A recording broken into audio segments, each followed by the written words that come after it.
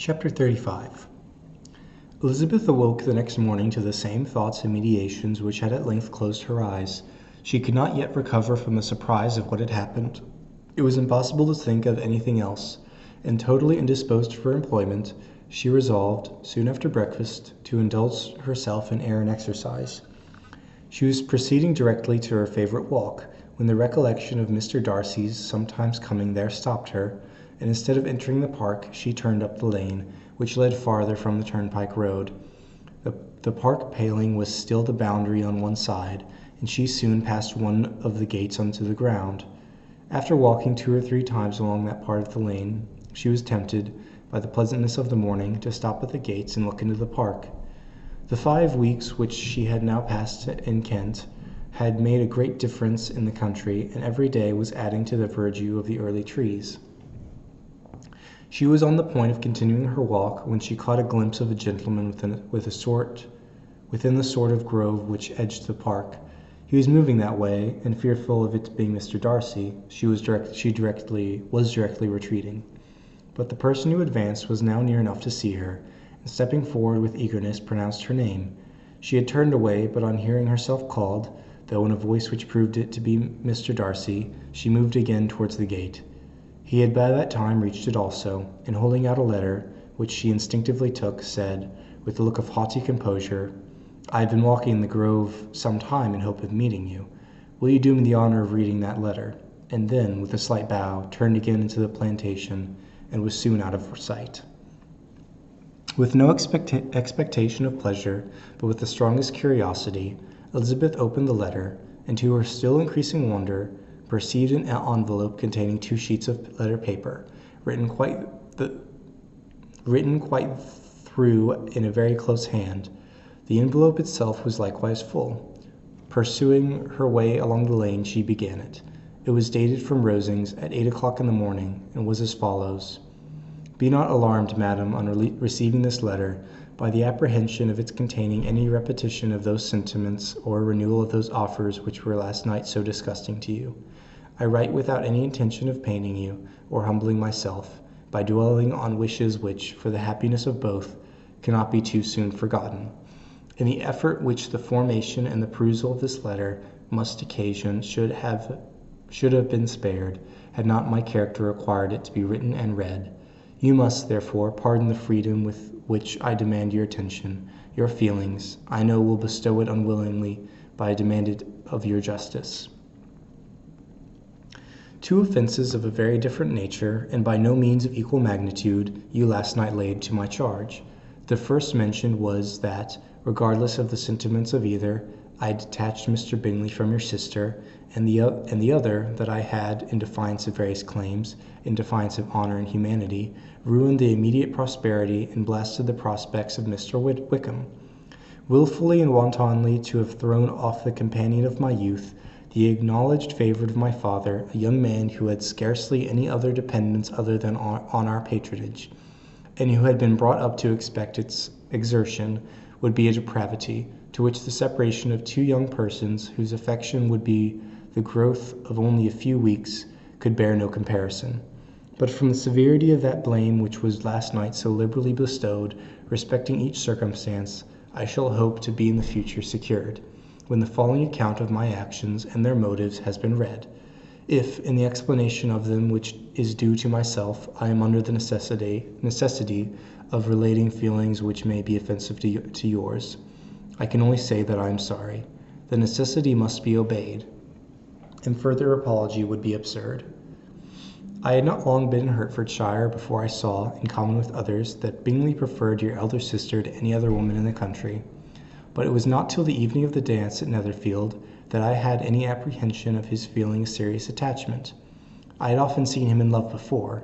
At the ball, while I had the honour of dancing with you, I was first made acquainted by Sir William Lucas's accidental information that Bingley's attentions to your sister had given rise to a general expectation of their marriage. He spoke of it as a certain event, of which the time alone could be undecided. From that moment I observed my friend's behaviour attentively, and I could then perceive that his partiality for Miss Bennet was beyond what I had ever witnessed in him. Your sister I also watched. Her look and manners were open, cheerful, and engaging as ever, but without any symptom of peculiar regard, and I remained convinced from the evening's scrutiny that though she received his intentions with pleasure, she did not invite him by any participation of sentiment. If you have not been mistaken here, I must have been in error. Your superior knowledge of your sister must make the latter probable. If it be so, if I have been misled by such an error to inflict pain on her, your resentment has not been unreasonable, but I shall not scruple to assert that the serenity of your sister's countenance and air was such as might have given the most acute observer a conviction that, however amiable her temper, her heart was not likely to be easily touched. That I was desirous of believing her indifferent is certain, but I will venture to say that my investigation and decisions are not usually influenced by my hopes or fears. I do not believe her to be indifferent because I wished it. I believed it on impartial conviction as truly as I wished it in reason. My objections to the marriage were not merely those which I last night acknowledged to have the utmost force of passion to put aside. In my own case, the want of connection could be so great an evil to my friend as to me.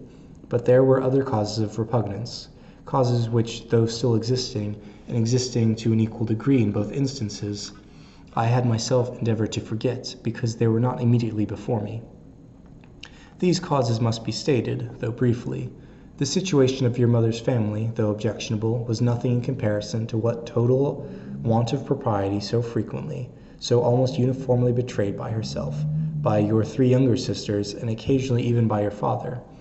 Pardon me, it pains me to offend you, but amidst your concern for the defect of your nearest relations, and your displeasure at this representation of them, let it give you consolation to consider that, to have conducted yourself so as to avoid any share of the like censure, is praise no less generally bestowed on you and your elder sister than it is honorable to the sense and disposition of both. I will only say farther that from what passed that evening, my opinion of all parties was confirmed, and every inducement heightened which could have led me to preserve my friend from what I esteemed a most unhappy connection.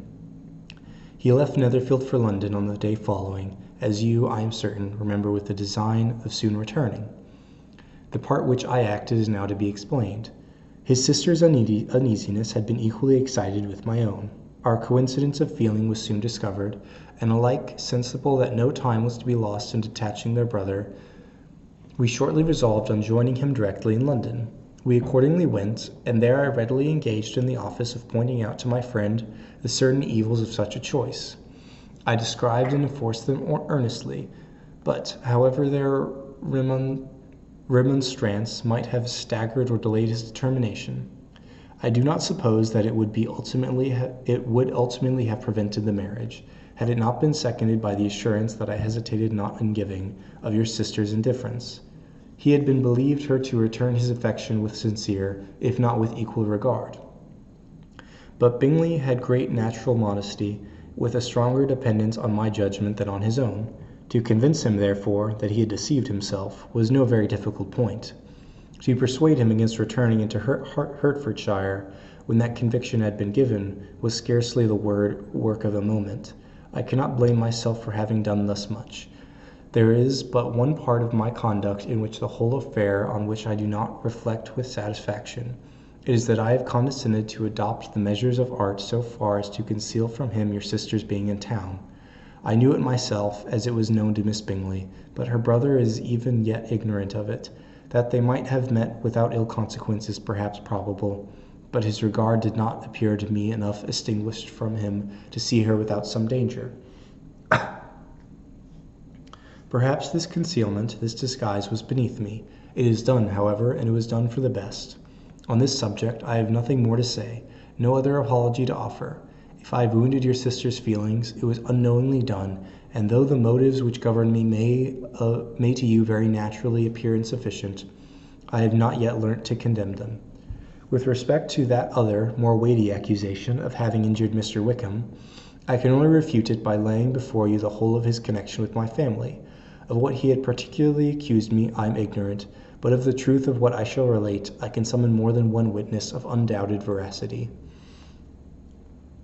Mr. Wickham is the son of a very respectable man, who had for many years the management of all the Pemberley estates, and whose good conduct in the discharge of his trust naturally inclined my father to be of service to him. And on George Wickham, who was his godson, his kindness was therefore liberally bestowed. My father supported him at school, and afterwards at Cambridge, and most important assistance as his own father, always poor from the extravagance of his wife, would have been unable to give him a gentleman's education. My father was not only fond of this young man's society, whose manners were always engaging, he had also the highest opinion of him, and hoping the church would be his profession, intended to provide for him in it. As for myself, it is many, many years since I first began to think of him in a very different manner.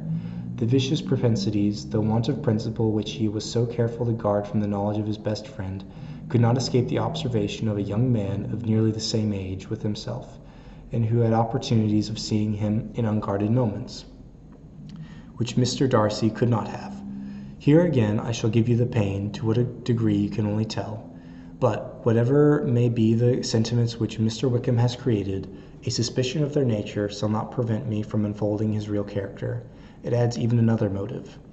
My excellent father died about 5 years ago, and his attachment to Mr. Wickham was to the last so steady that in his will he particularly recommended it to me to promote his advancement in the best manner that his profession might allow, and if he took orders, desired that a valuable family living might be his as soon as it became vacant. There was also a legacy of £1,000. His own father did not long survive mine, and within a half-year from these events, Mr. Wickham wrote to inform me that, having finally resolved against taking orders, he hoped I should not think it unreasonable for him to expect some more immediate pecuniary advantage in lieu of the preferment by which he could not be benefited. He had some intention, he added, of studying law, and I must be aware that the interest of £1,000 would be a very insufficient support therein. I rather wished than believed him to be sincere, but at any rate was perfectly ready to accede to his proposal. I knew that Mr. Wickham ought not to be a clergyman. The business was therefore soon settled. He resigned all claim to assistance in the church, and were it possible that he could ever be in a situation to receive it, and accepted in return £3,000, all connection between us seemed now dissolved. I thought too ill of him to invite him to Pemberley, or admit his society in town. In town I believe he chiefly lived, but his studying the law was a mere pretence, and being now free from all restraint, his life was a life of idleness and dissipation. For about 3 years I heard little of him, but on the decease of the incumbent of the living, which had been designed for him, he applied to me again by letter for the presentation. His circumstances, he assured me, and I had no difficulty in believing it, were exceedingly bad. He had found the law a most unprofitable study, and was now absolutely resolved on being ordained, if I would present him to the living in question, of which he trusted there could be little doubt, as he was well assured that I had no other person to provide for, and I could not have forgotten my revered father's intentions. You will hardly blame me for refusing to comply with this entreaty, or for resisting every repetition to it. His resentment was in proportion to the distress of his circumstances, and he was doubtless as violent in his abuse of me to others as in his reproaches to myself. After this period, every appearance of acquaintance was dropped. How he lived I know not, but last summer he was again most painfully obtruded on my notice. I must now mention a circumstance which I would wish to forget myself, and which no obligation less than the present should induce me to unfold to any human being. Having said thus, I feel no doubt of your secrecy. My sister, who is more than 10 years my junior, was left to the guardianship of my mother's nephew, Colonel Fitzwilliam, and myself. About a year ago, she was taken from school, and an establishment formed for her in London, and last summer she went with the lady who presided over it, to Ramsgate, and thither also went Mr. Wickham, undoubtedly by design, for there proved to have been a prior acquaintance between him and Mrs. Young, in whose character we were most unhappily deceived, and by her connivance and aid he so far recommended himself to Georgiana, whose affectionate heart retained a strong impression of his kindness to her child, that she was persuaded to believe herself in love, and to consent to an elopement. She was then but 15, which must be her excuse, and after stating her imprudence, I am happy to add that I owed the knowledge of it to herself. I joined them unexpectedly a day or two after the intended elopement, and then Georgiana, unable to support the idea of grieving and offending a brother whom she almost looked up to as a father, acknowledged the whole to me. You may imagine what I felt and how I acted. Regard for my sister's credit and feelings prevented any public exposure, but I wrote to Mr. Wickham, who left the place immediately, and Mrs. Young was of course removed from her charge. Mr. Wickham's chief object was unquestionably my sister's fortune, which is £30,000, but I cannot help supposing that the hope of revenging himself on me was a strong inducement. His revenge would have been complete indeed. This, madam, is a faithful narrative of every event in which we have been concerned together, and if you do not absolutely reject it as false, you will, I hope, acquit me henceforth of cruelty towards Mr. Wickham. I know not in what manner, under what form of falsehood he has imposed on you, but his success is not perhaps to be wondered at. Ignorant as you previously were of everything concerning either, detection could not be in your power, and suspicion certainly not in your inclination. You may possibly wonder why all this was not told to you last night, but I was not then master enough of myself to know what could or ought to be revealed. For the truth of everything here related, I can appeal more particularly to the testimony of Colonel Fitzwilliam, who from our near relationship and constant intimacy, and still more as one of the executors of my father's will, has been unavoidably acquainted with every particular of these transactions. If your abhorrence of me should make my assertions valueless, you cannot be prevented by the same cause from confiding in my cousin, that there may be the possibility of consulting him. I shall endeavor to find some opportunity of putting this letter in your hands in the course of the morning. I will only add, God bless you. Fitzwilliam Darcy.